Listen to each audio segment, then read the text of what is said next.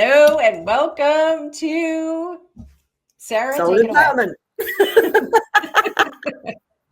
Good morning, good afternoon, good evening, ladies and gentlemen, wherever you may be in the world. And yes, this is how I start my programs. But yes, this is Soul Empowerment, David McLeod's program. And sadly, David's not with us this evening. Well, it's evening for me today. Soul Empowerment. I've got all of us here, Gail and Scott. And we're going to be talking about grateful for the storm. Now, David always likes to start with this with, please introduce yourselves. So I've got Gail beneath me and Scott beneath Gail on the screen in front of me. I'm going to start with you, Gail. Thank you, Sarah. I'm Gail Nowak.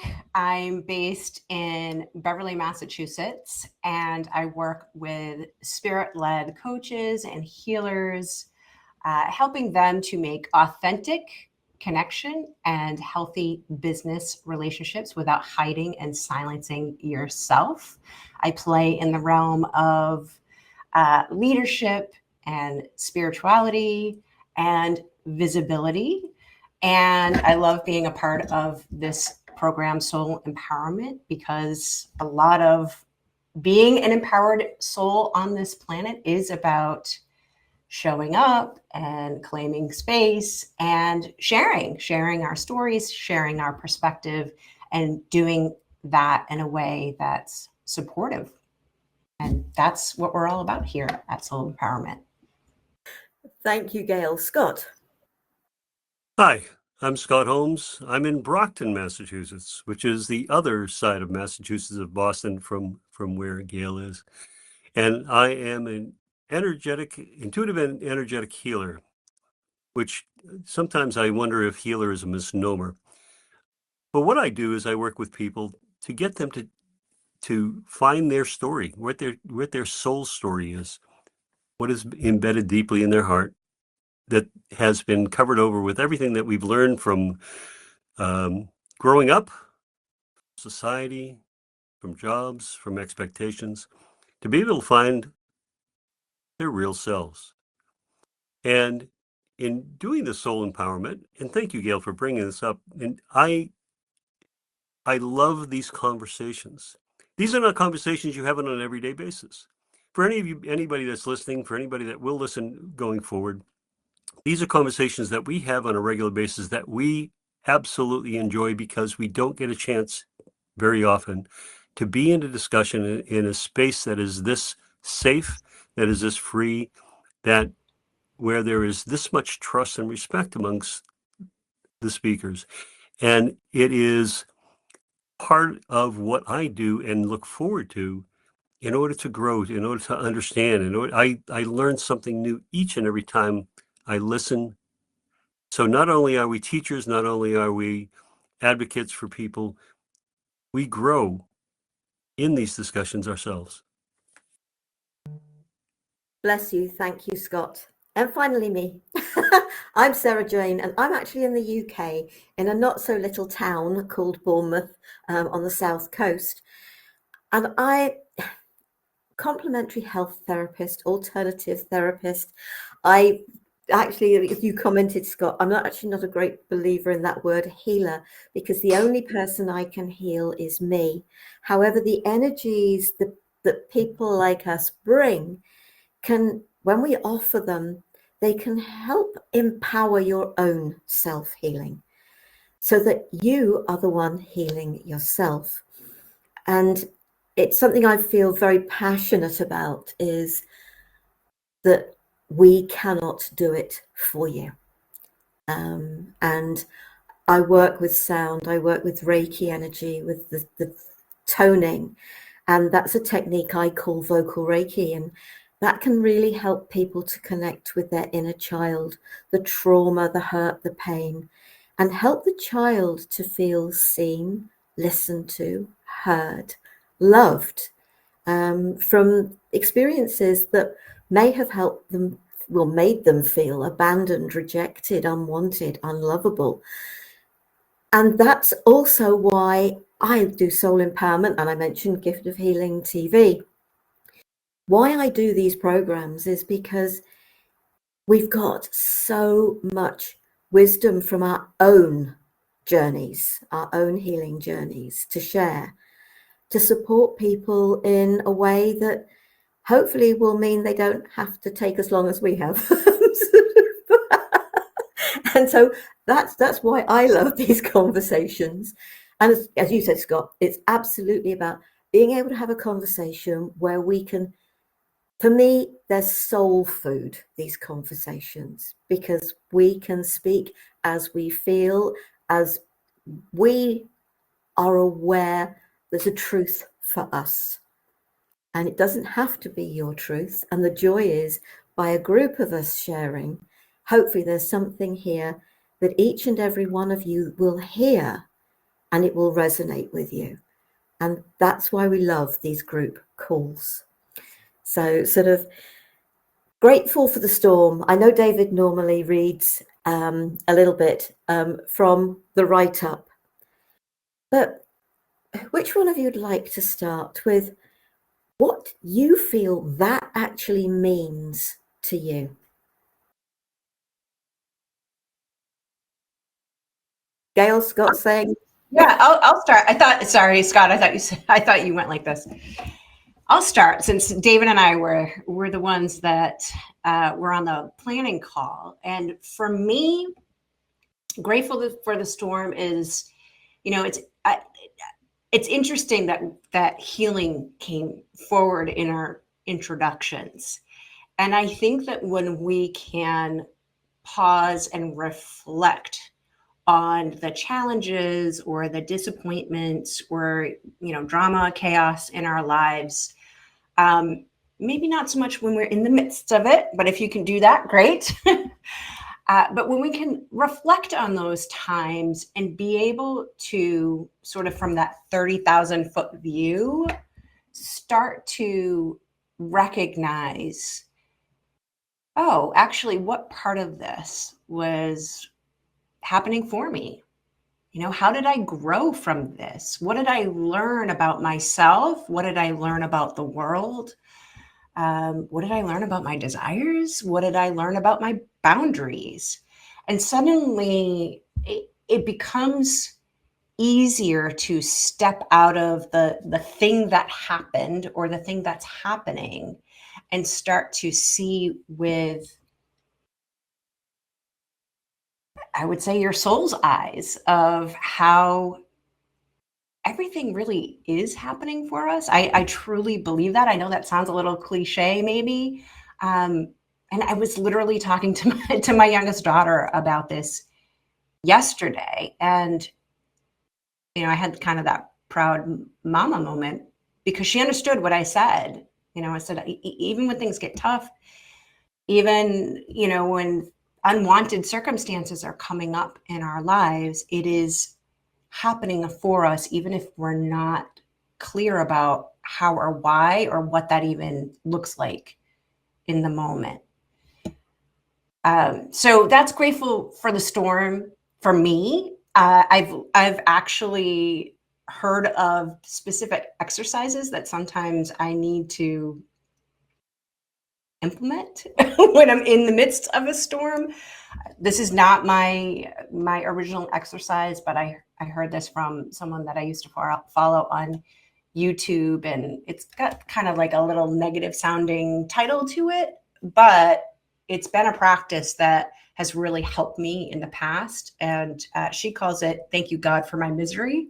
And it's literally sitting down and expressing, basically doing a gratitude exercise for the things that are, making you miserable, for want of a better term here. And just in that exercise, it can pull you out of the reaction mode, the triggering, and help you start to experience that experience differently. Scott. Beautiful. Beautiful. I'm gonna tell a story for a few minutes, and this is personal for me.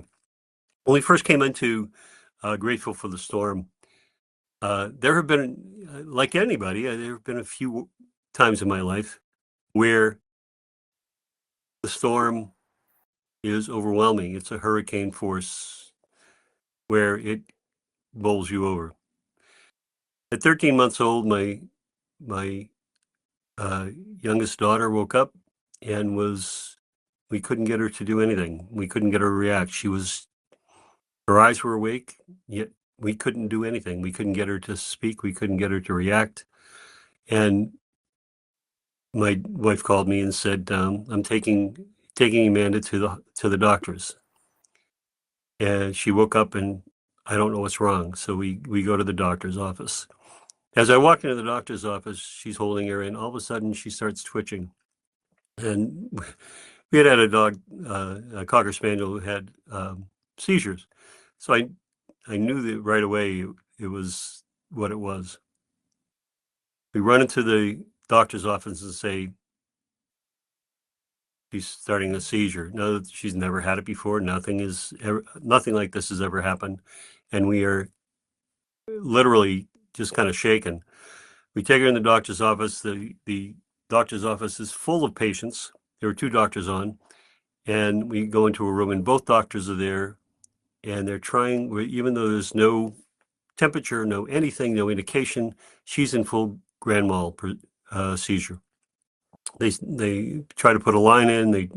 They try to get it calmed down. Can't do it. We call an ambulance. Now, the waiting room is getting more and more filled up, and both doctors and both nurses are in the room with her. And it comes to the doctor, and the doctor says to us, "I'm going with you to Boston. We're going into Boston. I'm taking her."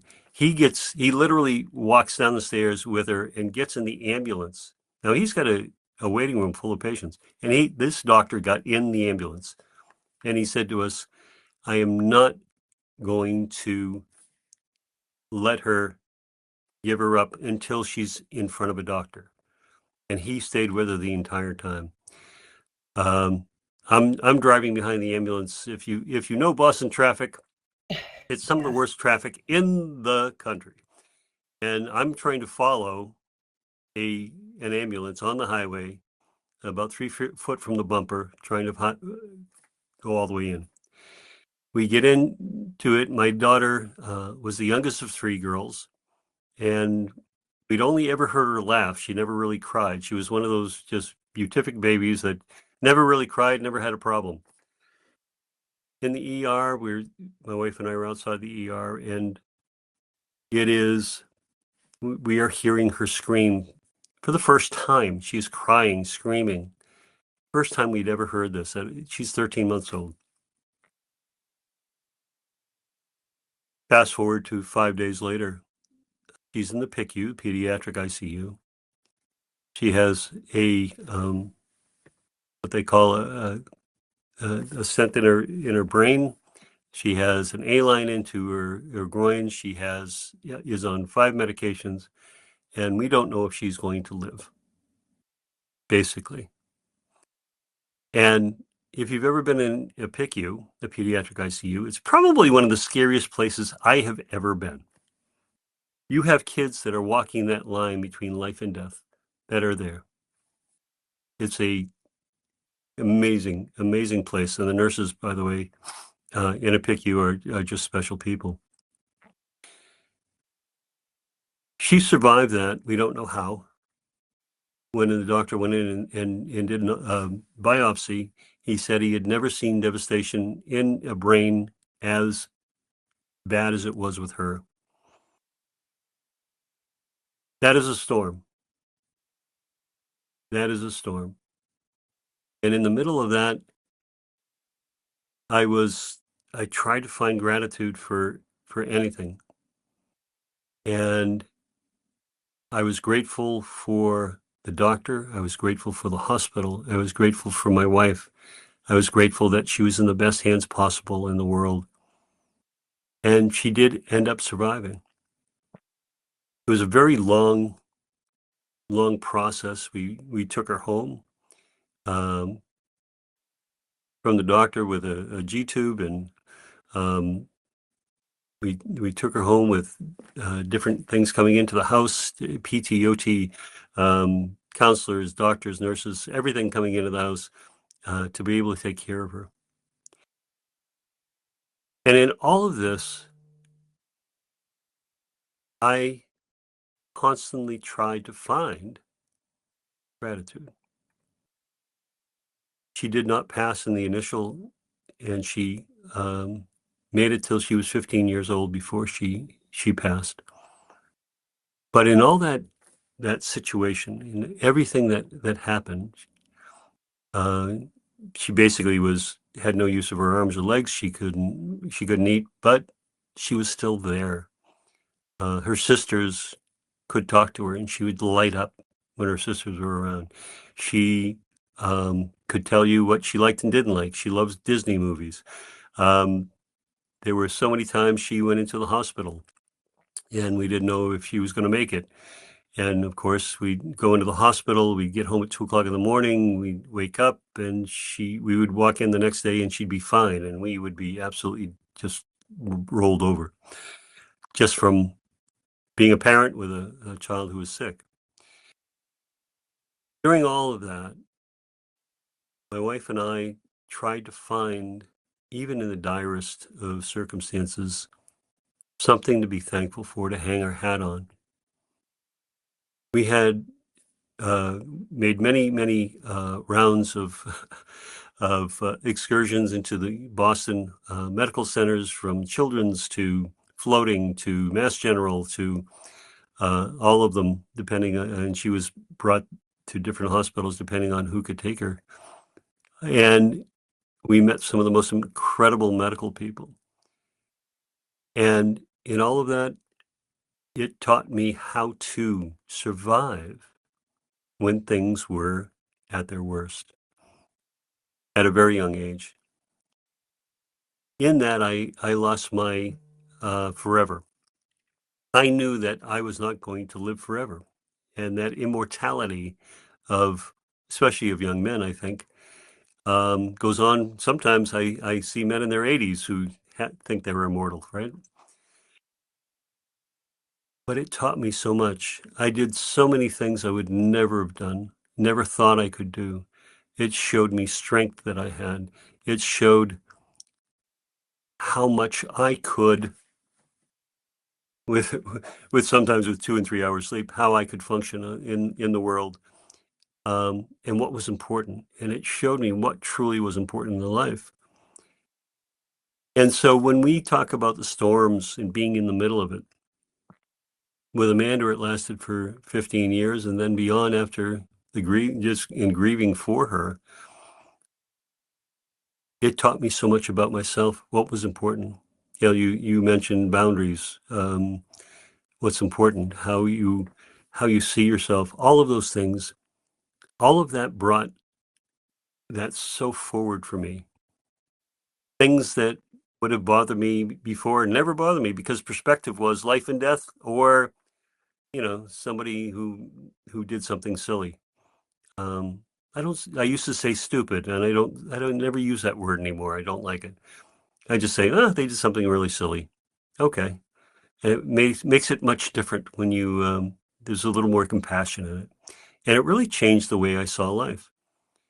So viewing it hindsight, I see how much of myself was built from I was 25 at the time when it happened, and how it shaped my life. And I'm really very grateful for that. In spite of everything that it cost me, it helped me be more and more of who I am today. So it's not to bring anything in it, but to shape that whoever is listening to this, that no matter what they're going through, no matter how horrific it might seem, there is always, first of all, it can always get worse, because don't ever ask I don't know how this can get worse, because the universe will show you that it will get worse and can get worse. But also be grateful for anything around you, and holding on to that and grasping even the smallest thing. I am thankful for waking up this morning, even if it's just that.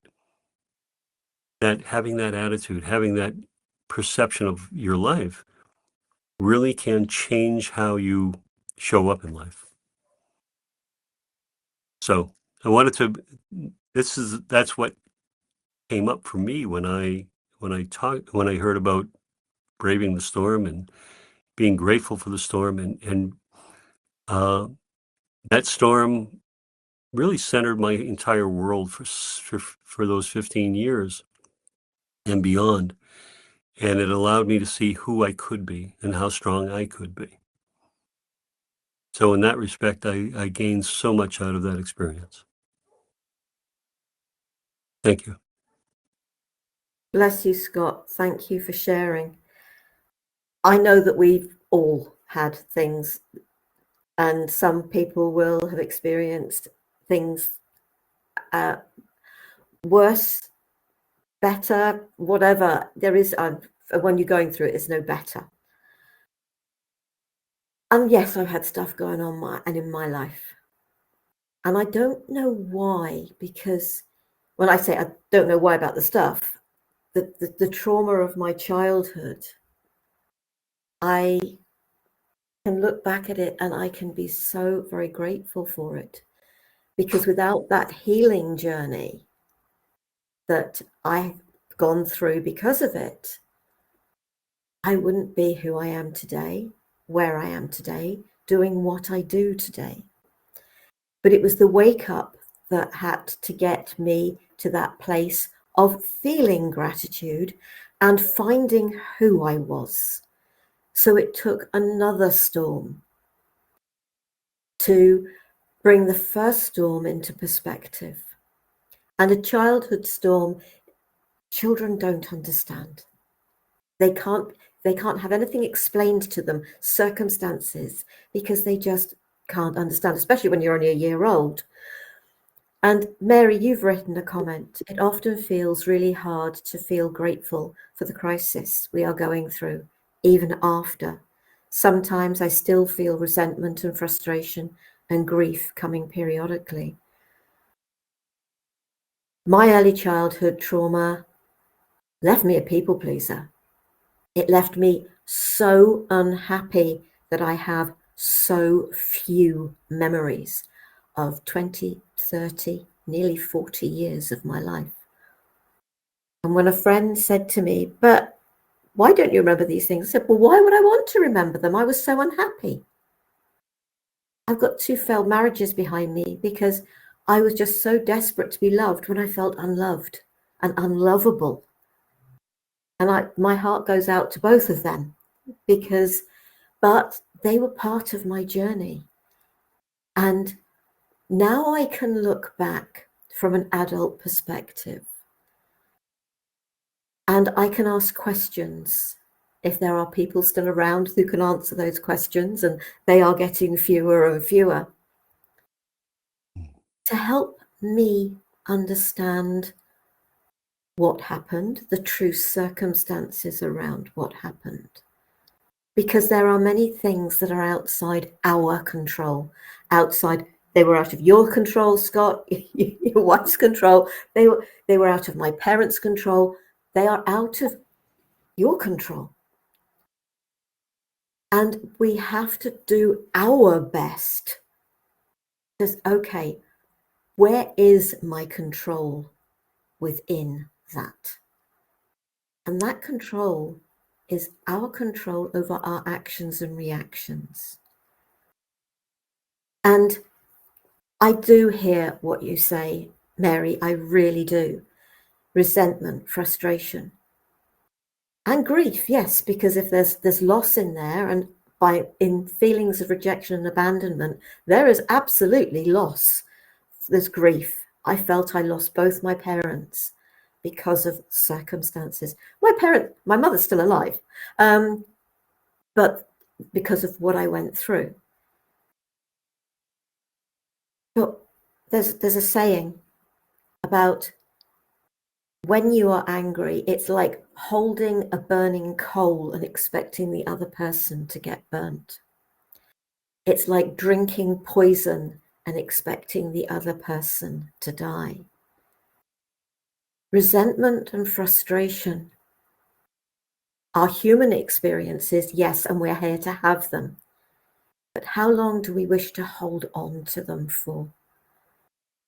And gratitude, but also forgiveness. And forgiveness is not necessarily about the other individual. I have forgiven myself for how I allowed what others did to affect me. But I can only do that once I start to understand more about it. But we don't always get the luxury of that. So is it a matter, Mary just put, really do want to let go of this? Is it a matter of letting it go, or just allowing yourself to work through it and release it? And I really do think there's a difference between the words letting go and releasing. Releasing is considerably more positive than letting go. Especially my family. Oh, don't talk to me about families. No, seriously. So, Scott, Gail, I've talked enough. No, Yeah. you Like to add? you brought up, if I may, you brought up that within forgiving yourself. That's the hardest. That was always been the hardest part for me, is forgiving myself. I should have been better. I could have done this. I could have done that. You know, my decisions, and we talked about hindsight and how every decision that we make, we can look at it later and realize, oh, we could have made a better decision. But all of us, no matter where we are, no matter what the situation, in who we are at that moment, with all the information that we have, or what little information we have, we make the best decision we possibly can in that moment. And it's okay.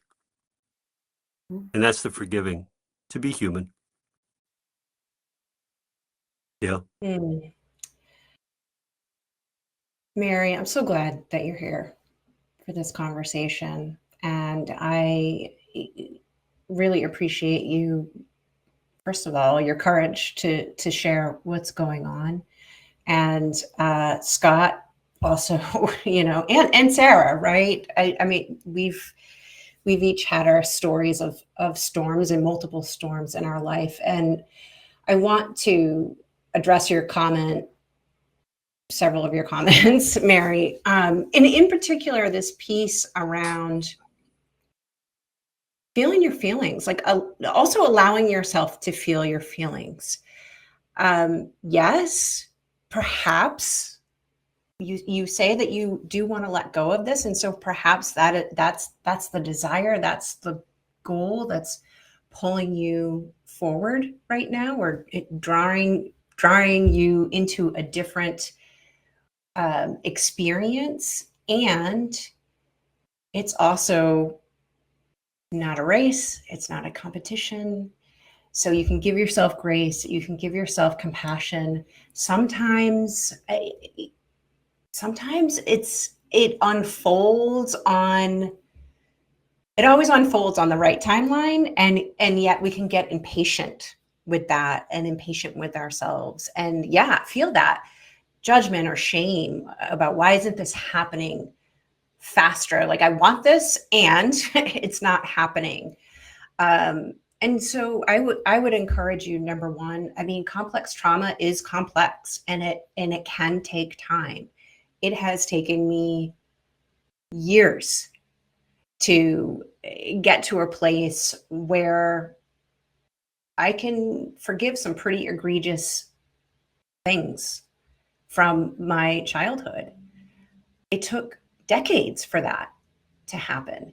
It also took getting really honest with myself about the fact that I was angry and I was resentful and I was hurt, and that I was grieving a childhood that I wanted and never had. And we can't necessarily get to that place I mean, maybe some people can. I don't want to project here, but I know for me, I could not get to that place of gratitude. I could not get to that 30,000-foot view until I voiced for myself how I was feeling, and I allowed myself to feel those feelings without the judgment and without the shame, and to just simply say, yeah, of course. Of course you would be frustrated. Of course you would feel resentment of that. These are people who should care about me. And we always get to choose. And maybe right now, Mary, that's where you need to be at. Or maybe simply hearing this is like, yeah, I get to choose. I get to choose whether I'm going to hold on to this for now, right? If you're holding on to it for now, get curious about that. Maybe there's a reason for that. You don't have to judge yourself for that, right? It doesn't mean it has to be forever.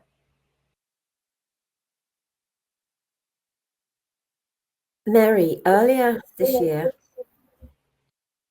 Scott, myself, and 25 other people contributed to a book. And I am going to mention it here because I do think this is actually relevant. I didn't become selfish. I became harder to manipulate. And the storms in our life, I believe, come when we are actually ready. It is time for us to step forward into our own lives, to find out who we truly are, to take back our life, to start the boundaries, as you talked about, Gail. It is time to set the boundaries. And if people are acting and reacting and projecting on you what is their stuff, if you have to step back, and it is taking courage in your hands. When my wake-up call, life quake, whatever you want to call it, came, I eventually stepped out of my marriage. My job got taken away, and I ended up by sort of moving, and actually it was the best thing that could have happened in my life. Didn't feel comfortable at the time. No, of course it didn't. How do we view these things? Can we find a way of looking at things to realize that that straw that broke the camel's back, that actually says to us, right, it's got to stop, and I'm stopping it? Because sometimes, in too many cases, we don't take the hints that the universe throws at us, and it takes that kick up the and all any other term you want to use to make us do it. And Elisa said, what if I'm still in relationship with the trauma? And I get that. I so get that, because the trauma that occurred to me was so young in my life. And I would say to you, find what works for you, because I know I help people with childhood trauma, but that's not about selling ourselves. Find somebody that can help you to revisit that inner child, that younger self, to support you with getting to know yourself, connecting with yourself, being there for yourself. A quote, and I use this so often, by Alice Little. As a traumatized child, we were desperately waiting for the adult that would come and save us. What we didn't understand was that it would be ourselves as an adult. And that spoke so deeply to me. And sadly, it takes the storm in our life for far too many of us, and it did for us to be able to take our courage, and it is about courage, in our own hands to move forward. So I'm going to stop there. So if I may, working with a number of people, and the three of us do work with clients all the time. And I find that if in walking through relationships and trauma and things that we've held on to for so long, we don't know who we are without it. We don't know, it's how we define ourselves. One of the scariest parts about learning about yourself is uncovering those and realizing, what if it's not there? How do I see myself? I've used this particular thing for so long. It's been a part of me for so long. It's such a big part of me. It's how I define myself. It's the story I tell. How do I let it go when I've let it be such a big part of me? And that is the scariest part. And finding somebody that can help you, support you, and have a safe space for you to be able to walk out of that is really, really important. Because all of us need to be supported. And Sarah, you've used that many times. I absolutely adore it. Because when it comes to healing your inner child, you are that adult now that can do that. Nobody knows that child better than you. Nobody has seen that child, has had those conversations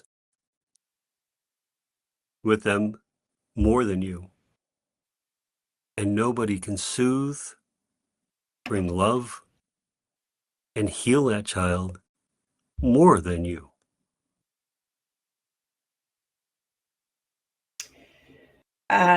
Thank you, Scott. And I'm watching the chat here, and Elise is asking, can she respond? Yeah, Elise, if you want to come on briefly. And I'm also seeing your comment here. What if I can't walk out of it safely? I think all three of us would say, do what you can to walk out of it safely. That would be the top priority. Not knowing the situation, and we may not be qualified. So, take all of this with a grain of salt. Go ahead. Are you able to hear me? So there are no coincidences, Scott. I probably was born with seizures, breech forceps birth convulsions at age 1, first seizure at age 9. So it's been a very slippery slope when I feel like I'm in this catch-22 situation, because when I go sort of to see, okay, what's creating this, and I exceed my window of tolerance, I don't know what that is. I could have a grand mal seizure, whether it's EFT, practices like Reiki don't really hold. Neurofeedback has created grand mal seizures because you get too parasympathetic. So it's like, I don't know where that balance lies. So what choice do I have other than to love things as they are? Because I always say my symptoms haven't allowed me to explore who I am. So like feeling feelings is like, but not too much. Wow. It's a pretty interesting. So, but I wouldn't be who I was and being in the healing professions myself if this wasn't part of my life. But your story really touched me, Scott. Oh, thank you. And being in the healing, I think we all have gone through these things to be able to be in the healing modalities. We looked for answers for ourselves before we ever reached out to other people to offer these gifts.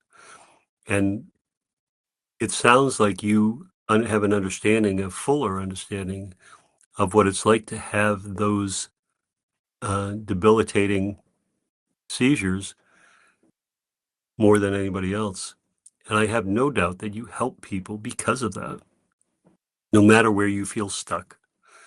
And there are gentle modalities. that can move things along slowly. And that's what I would always say. If your physical body can only take so much, then only do so much. Move it 1 degree, not 20 degrees, 1 degree at a time, and allow Right. your body to adapt to it. And that's what I found very helpful with clients that have different maladies. Thank you. I'm in full agreement with Scott. When I'm working with the vocal Reiki technique, I get the sense of that's enough. And I've had people say to me, "Oh, can I come back to you next week for the next session?" And the answer is no. The work that we've done, that takes time to settle. It is one layer at a time. And I tend to, if people sort of require more than one session of the vocal Reiki with me, it's at least a month. And somebody did try to come say, "Oh, can I have another session?" It was 2 weeks later. And I said, she booked it. I didn't want to book it. And something stopped her from being able to have it. Her end, not mine. And she had to wait the month. You know, it's trusting there is a journey. It's the layers of the onion. And we have to do it one at a time. We really do. And it isn't easy. It is something my mother said years ago. It has taken you years to get to this point. You're not going to fix it in 5 minutes. And it is so very true. There's not a pill for these things. But I want to come back to something that Mary also has said here about, voices from some schools of thought, other people, myself, that says, well, sure, your childhood wasn't great, but still all of us. Mary, please, if you can, help yourself to control your monkey mind. Because our monkey mind can actually be our worst enemy. It really can. You're letting what other people have said control you. And you can release that. It's how do you feel about yourself? Letting go of, and I've used that, but releasing, getting rid of the voices of other people. Again, it's the layers of the onion. It takes time. I've been doing this, well, the accident that was the wake-up call was in 1996. But I didn't find the Reiki until 2002. I didn't find any of these amazing healing modalities till 2002. But I was in a place of amazing trust before I got to that point. And I don't know why, but I'm so grateful that I was. It's about trusting and believing in ourselves. And you don't have to take on board what other people say about you, because it's got nothing to do with you. Trust and believe in yourself.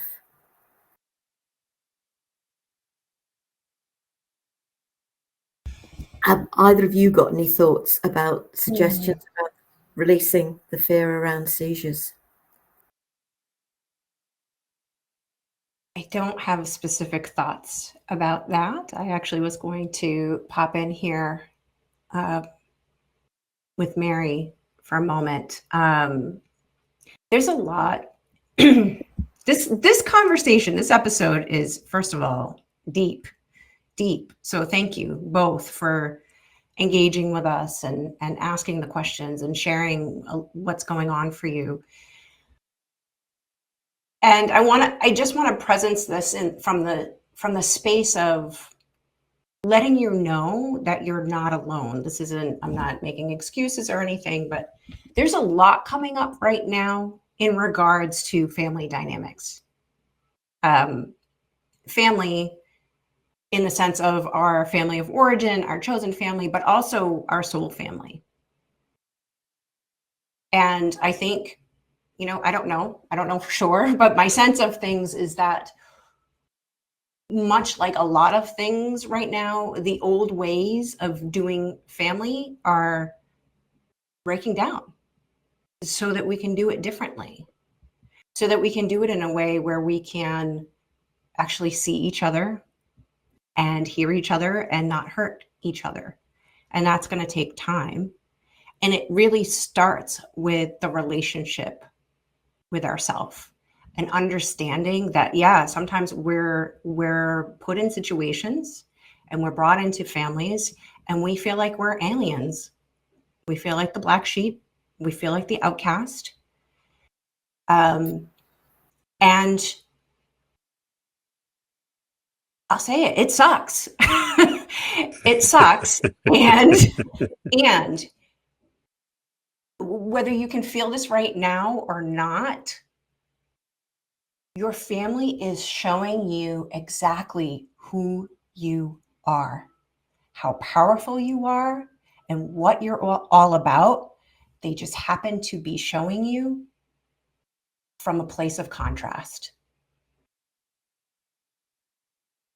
And I've had people tell me this at different phases in my own journey, and I did not want to hear it. And so if you do not want to hear this, I totally get it.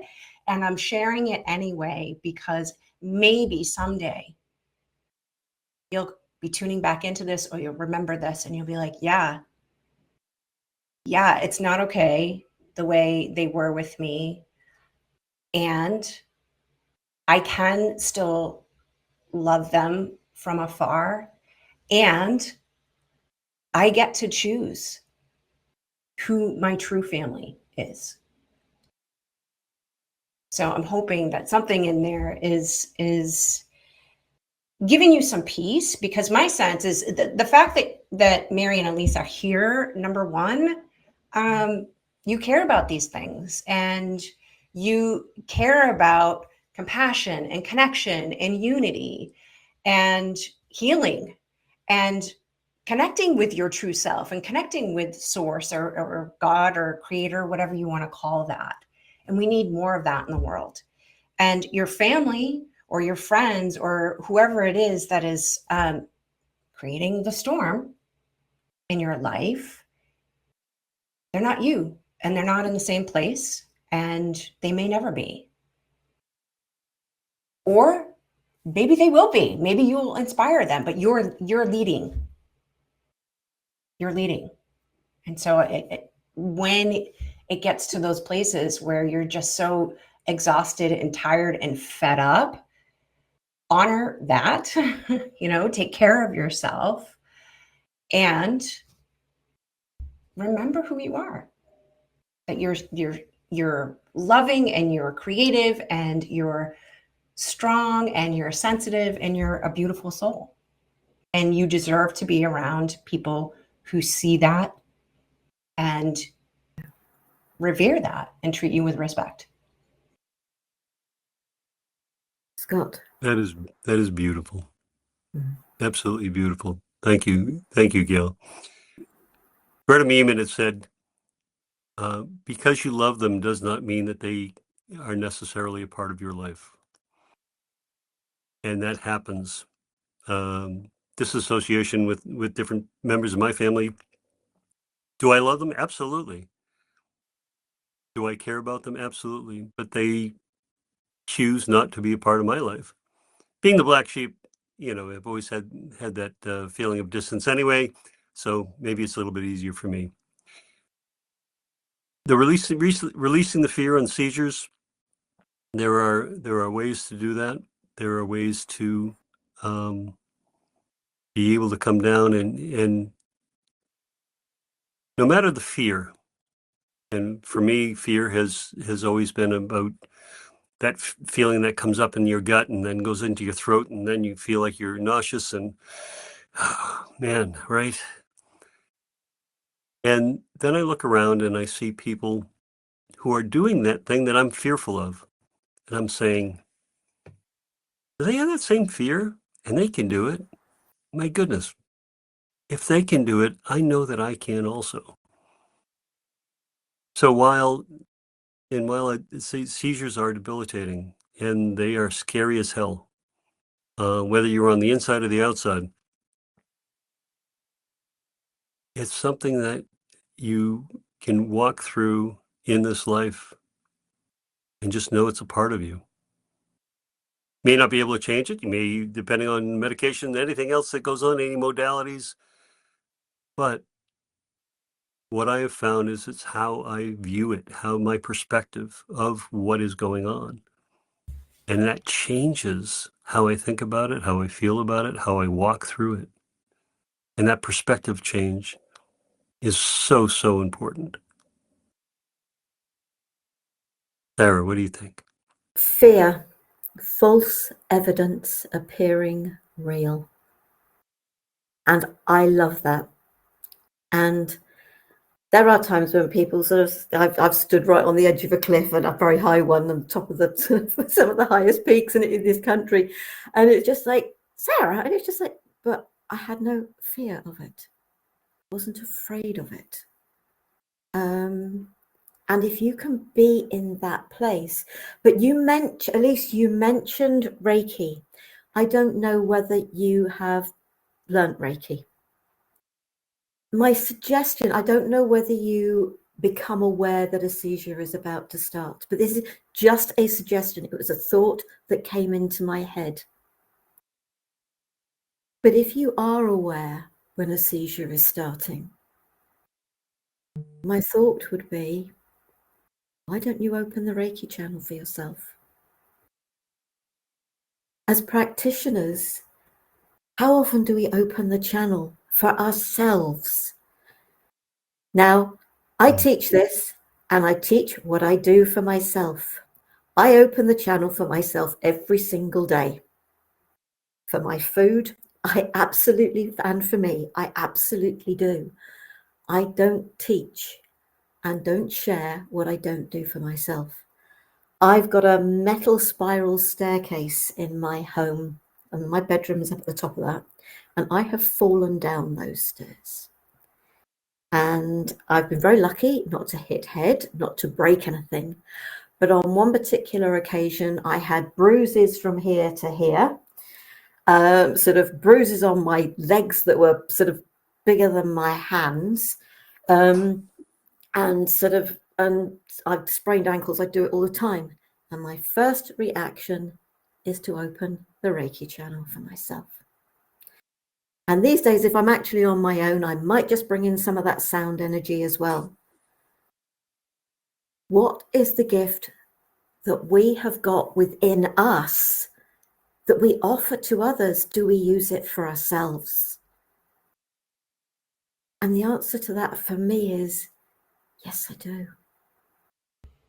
And I try to remember, because I've learned a little bit about homeopathy, and I mean a very little bit. I'm not a homeopath, but I have a lovely little kit, and it's called Basics Plus. And that is my go-to, rather than go to a doctor. And if I've fallen, Arnica, Ignatia, they are brilliant. So maybe you can't do anything about preventing the seizure, but what can you do to support you through it and on the other side of it? And Ignatia is, that one for me is about bereavement. It's about loss. So maybe that is, and Mary, maybe that's one to think about for you too, because there is going to be grief. If you choose to let go of your of aspects of your family, that is going to be a loss. So maybe a homeopath is somebody that can help you. But there are so many amazing techniques and practices out there. Explore what you feel resonates with you. So many people may not appreciate Reiki. Some people definitely don't want the sound. Some people, no, I can't revisit my childhood. It's what feels right for you. And to me, it is always about the feeling. And I'm going to say a massive thank you to both of you. And I hope that what we have shared here in this program not only has touched your lives, because we're not going to read out everything that both of you have written, but has touched the lives of those of you that have listened to this, to the 3 real people sharing here, and the 2 very real people who have been so open in asking questions. And I'd like to say a massive thank you to both of you and to all of you that listen. And I haven't got much longer I can be here, but I am going to say sort of Gail and Scott, who would like to go next? After you do. So I love that you are encouraging our listeners to find what resonates. I think one of the beautiful things about the world that we live in today, as challenging and stormy as it sometimes is that we have so many choices. We have so many resources. I know when things feel dark and heavy, maybe it doesn't feel that way, but there are an abundance of resources available for us. And each of us, we work with clients. If you've felt a resonance with one of us, reach out. You can reach out to any of us. And what I would say is, trust in yourself, trust in that good feeling when you feel drawn to a particular person or a particular resource or a particular healing modality. I also think that, we've been conditioned to not really trust our own inner authority, right? Especially, I'm thinking about Western medicine in particular. We go to the doctor and we just take it on fact that they know better than us about our own bodies, and that's simply not the case. We might need a little practice tuning in. And Elise and Mary too, right? And everyone who's listening, you know what feels good. You might need practice tuning into what that looks like, how that shows up for you. And just remember, like the path is there. The path is there. It's about honoring your feeling. It's about trusting your instincts. And it's also about just getting to that place where you're able to ask for help and receive it. Some of us have had challenges with simply asking for support and asking for help. And it's totally okay to be in that place. Sometimes we can do the work on our own, and that works for us. And there are stops on our journey where we need support, and that's okay too. We're coming close to a close, but I just wanted to say that I have had the ability to meet so many people who do so many incredible modalities that I've never heard of. And in finding and giving people tools to be able to heal themselves. Sarah is a wonderful collector of people. Sarah has talked to so many people through the years with so many different modalities, people who look at things so differently. And if anyone out there is looking for an answer, your answer, the kind of a shepherd on your pathway to wherever you're going, we have this thing called the internet, and we have all of these applications that bring us to places we never had access to before. Take advantage of that. Be curious. I think, Gail, you hit it about being curious. Be curious. Curiosity. Remember when you were in school, curiosity allowed you to learn things you didn't know. It allowed you to become the person you are. So allow that curiosity come forward. Whether you're in a storm or it's gentle waves, stay curious about your life. I want to say thank you to each of you, both Gail and Sarah. David, wherever you are, you were missed. And I hope we took guardianship of the program as well as you could, as well as we could. And I really want to thank Elise and Mary for showing up, being a part of this program, for understanding that you can find answers anywhere you are. So in closing, I want to say thank you to Sarah, thank you to Gail, and thank you to everyone listening. For the next show, come on back. Thank you.